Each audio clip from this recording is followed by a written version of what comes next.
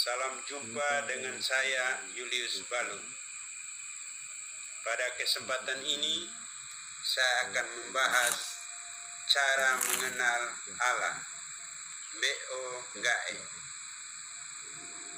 Aku doa luluhula. Aku Ngae wanatana. Aku doa naku. Aku Ngae naku. Aku adalah aku, doa Ngae, Allah sang pencipta, doa Ngae. Allah jauh dari bulan, lulu gula. Allah jauh dari bumi, warna tanah.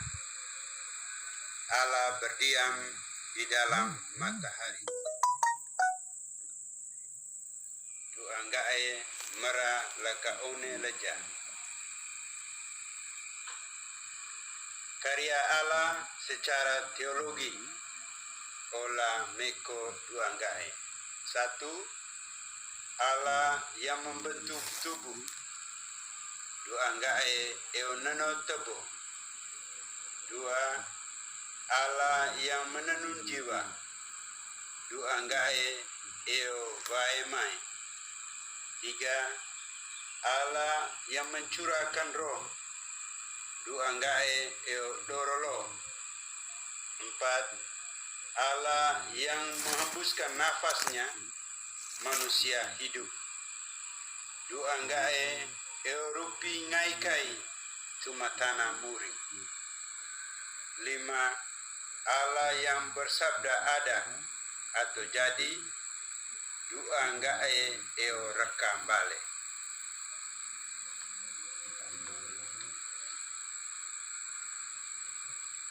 Pesan Allah olah na'u doa Ngae. 1. Segala permohonan dan harapan hanya padaku saja. Metede mengalaka doa naku. 2. Saat kalian berusaha sukses, hasil panen berlimpah, mengiris nira berair banyak, memelihara ternak berkembang biak, kamu wajib mempersembahkan hasil karya kalian dengan menyebut nama leluhur untuk menghormati mereka. Mereka ada lebih dahulu, baru ada generasi kalian. Nelu miu kamatei, gagaboo keviai, paninge wasimbale, miu dau deraka, pai watanaja babu mamo miu, mengatau narati, abetei tanamulu, baru pilape miu.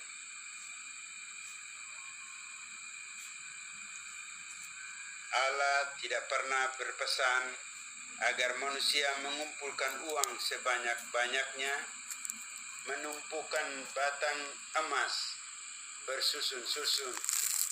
Ini tipuan setan agar kalian gila harta.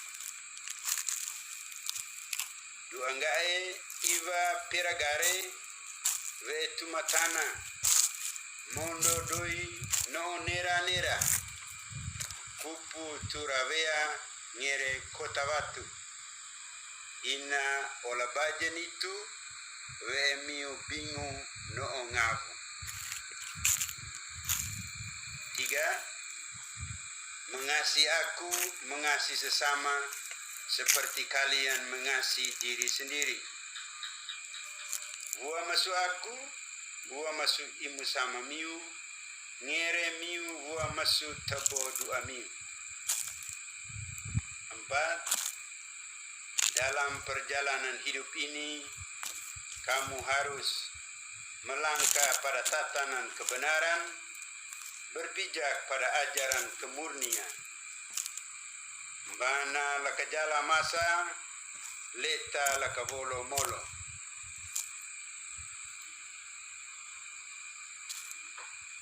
Filosofi Leo berdasarkan pesan Allah. 1. Melangkah pada tatanan kebenaran, bala ke jala masa.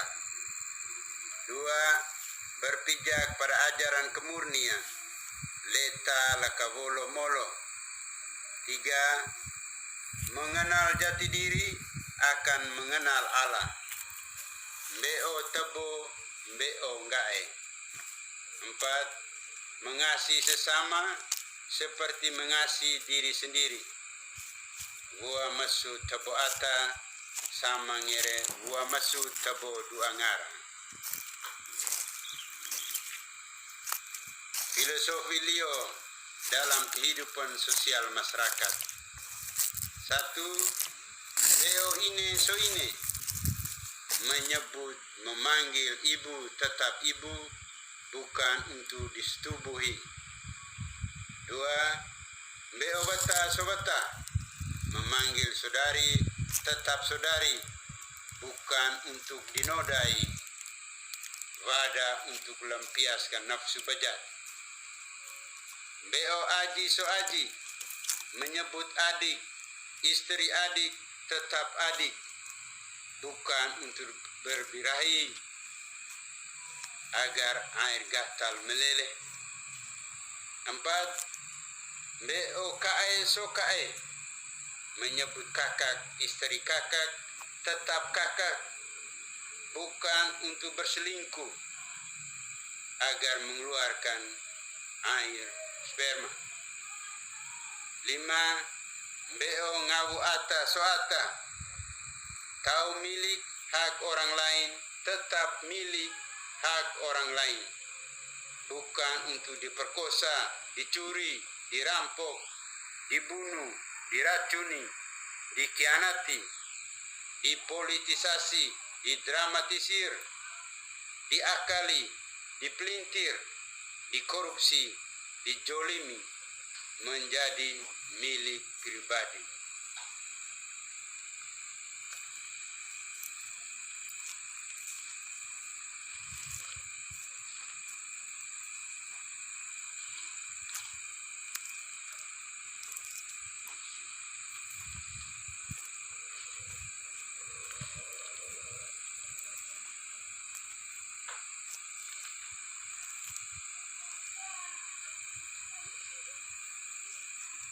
Di mana surga? Lakamba wawo jie. Yang sangat jauh ada di dalam matahari. Eubeu bama laka matalaja. Yang sangat dekat dan bersemi dalam diri, di hati serta nafas. Takadaki lakawaki one ate dapingai. Yang terlihat nyata, tempat sakral dan mulia Gunung Kelimutu. Toltei ola pisagia janggalu Gunung Kelimutu Leo ende Flores. Mengapa Gunung Kelimutu disebut Gunung Mulia? Karena Gunung Kelimutu adalah lambang surga di bumi. Sejarah bangsa Indonesia lahir dasar negara Pancasila di wilayah Rio Ende Flores. Butir-butir Pancasila, Bung Karno duduk merenung di bawah pohon sukun. Sebenarnya Pancasila dan butir-butirnya adalah wahyu yang diturunkan. Kilas cerita, di pagi buta sebelum matahari terbit, Bung Karno berjalan menyisir pantai Ende. Di bibir pantai Kota Ratu, sekarang dikenal dengan Pantai Ria, Bung Karno melihat ada cahaya yang melayang di udara datang ke arahnya. Maka Bung Karno bersujud dan terdengar suara, "Mamo, kau mae tahu ina aku. Bung Karno memberanikan diri mengangkat muka. Di depannya berdiri seorang perempuan cantik, kulit sebening kaca dan bercahaya, berpakaian adat Lio, lawo lambu yang berkilauan. Di kepalanya ada mahkota kecil penuh tahtakan mata berlian dan berbentuk bulan sabit. Sang Dewi menyampaikan bahwa negara Indonesia ini tidak lama lagi merdeka. Ini dasar-dasarnya bila engkau akan memimpin negara ini. Sang Dewi mencabut tusuk konde di rambutnya dan menulis di atas pasir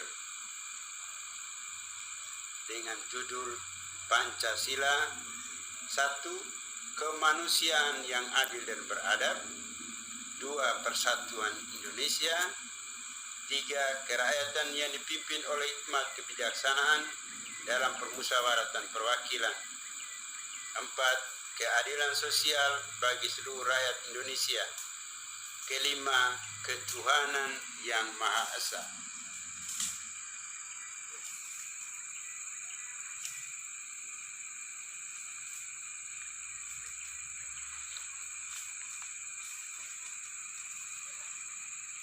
Sang Dewi memperkenalkan diri, saya ini Ratu Timur, Ratu Nama. Suami saya Raja Wawolise, pemimpin para wali Allah yang dikenal dengan sebutan Raja Wali Wawo atau Tuan Wawo, karena berkendaraan ada seekor burung elang raksasa, burung Raja Wali, Mira Meraria, yang menjadi simbol burung Garuda.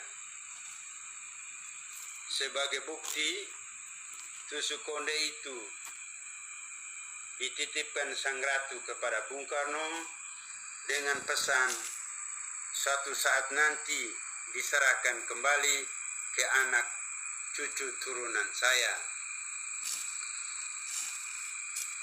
Tusuk konde ini setelah Bung Karno menjadi presiden dimasukkan ke dalam tongkat komando, maka dikenal dengan sebutan tongkat komando Presiden Republik Indonesia Bung Karno.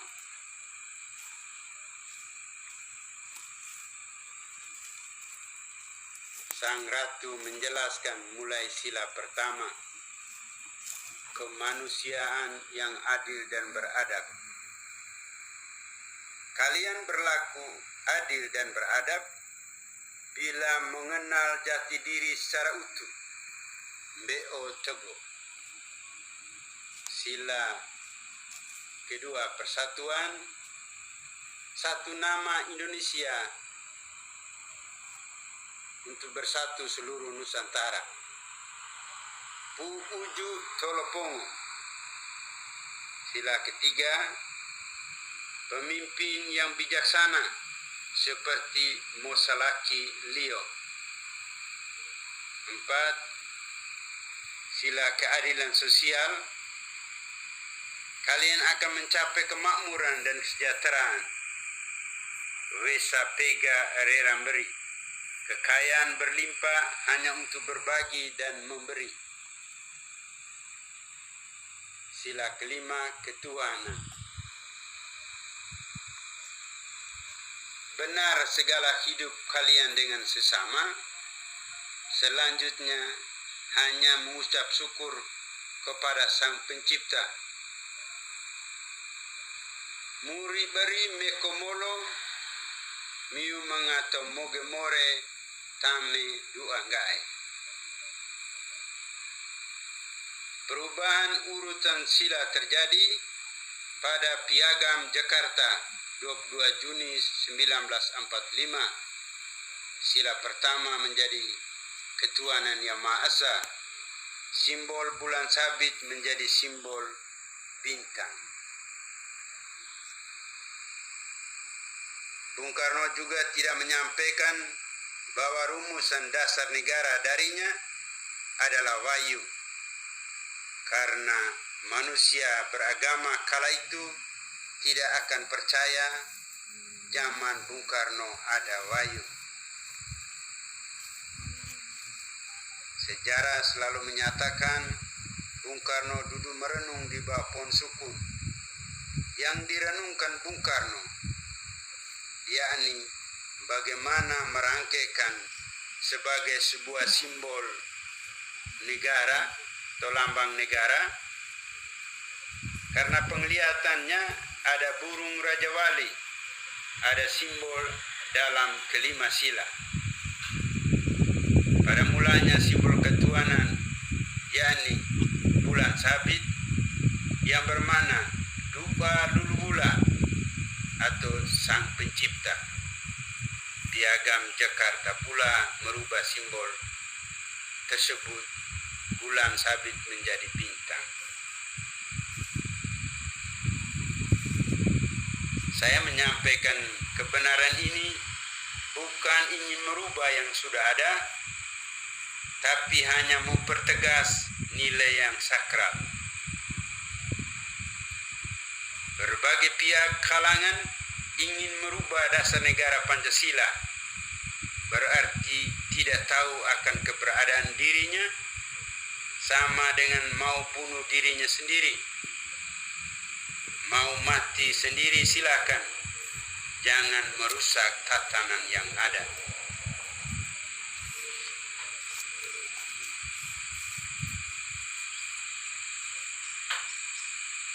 Merujuk pada sila kemanusiaan yang adil dan beradab dengan simbol kaitan mata rantai tidak terputus, yakni satu, kait mengait kitaran gunung Iya, Gunung Meja, Gunung Wongge, Gunung Lepembusu, Gunung Kelimutu dengan filosofi Leo Mutugu Iya Pai yang bermakna kematian telah ditentukan dari Gunung Kelimutu yang memanggil dari Gunung Iya. Dua, kait mengait antara pulau-pulau di seluruh Nusantara. Tiga, kait mengait antara pulau-pulau dan benua-benua.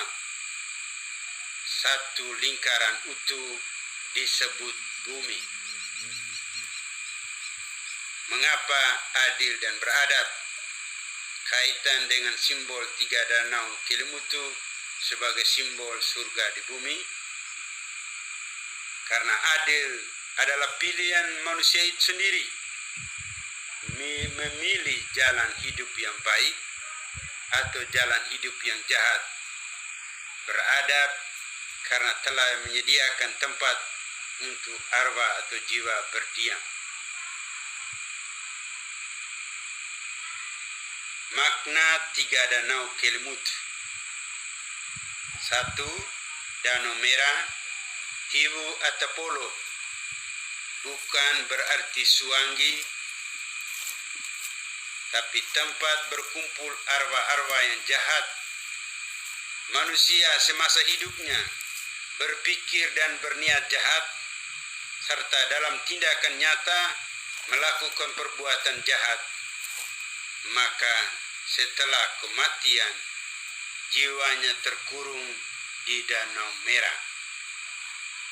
Dua, Danau Biru, Tiwu Fofai Nuvamuri, bukan berarti kaum muda, tapi tempat berkumpul arwah-arwah setengah baik dan setengah jahat.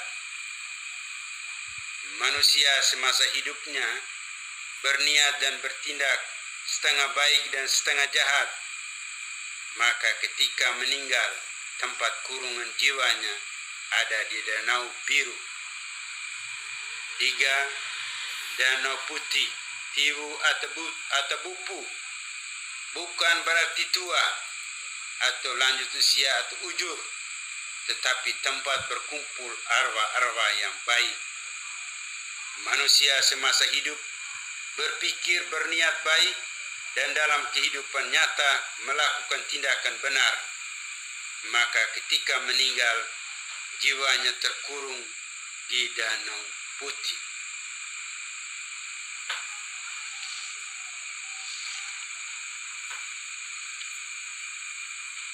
Mengapa kawasan Kelimutu tidak menjadi kawasan cagar budaya? Satu, karena kepala daerah Kabupaten Ende dan jajarannya tidak peduli lagi akan nilai-nilai budaya. Dua, karena tokoh-tokoh adat juga tidak paham mengikuti pemerintah. Tiga, karena tokoh-tokoh adat dan masyarakat Kabupaten Ende tidak tahu karena pemerintah tidak mensosialisasikan ada Undang-Undang Nomor 5 Tahun 2017 Pemajuan Budaya. Apakah masyarakat diaspora Kabupaten Ende yang tidak mengerti atau tidak peduli? Tapi begitu banyak orang menyandang gelar sarjana hukum SH baik di Kabupaten Ende dan di perantauan. Ada yang gelar master hukum, doktor hukum, mungkin ada profesor hukum. Ada beberapa orang asal Endelio yang saat ini duduk sebagai anggota Dewan DPR RI yang pasti tidak peduli lagi dengan nilai-nilai budaya Endelio. Dianggap buang waktu, pekerjaan sia-sia, tidak untung buat saya bersuara.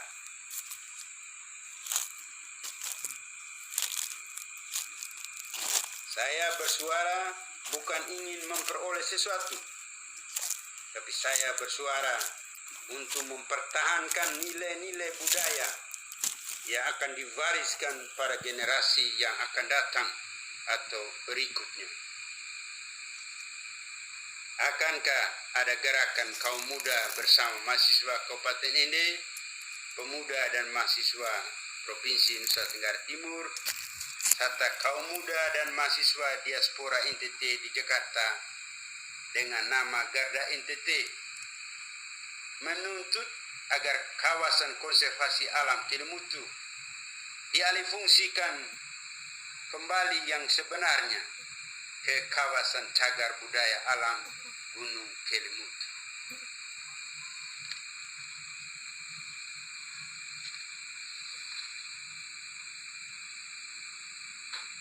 Hampir setiap daerah di seluruh Indonesia mempunyai balai pelestarian cagar budaya daerah. Syukur kalau Kabupaten Ende ada kantor balai pelestarian cagar budaya Endelio. Kalau belum, mengapa? Siapa yang akan mendaftar Gunung Kelimutu sebagai cagar budaya ke Kementerian Pendidikan dan Kebudayaan? Apakah Dinas Pariwisata Kabupaten Ende, Dinas Pendidikan dan Kebudayaan Kabupaten Ende, ataukah dari Aliansi Masyarakat Adat Nusantara Kabupaten Ende?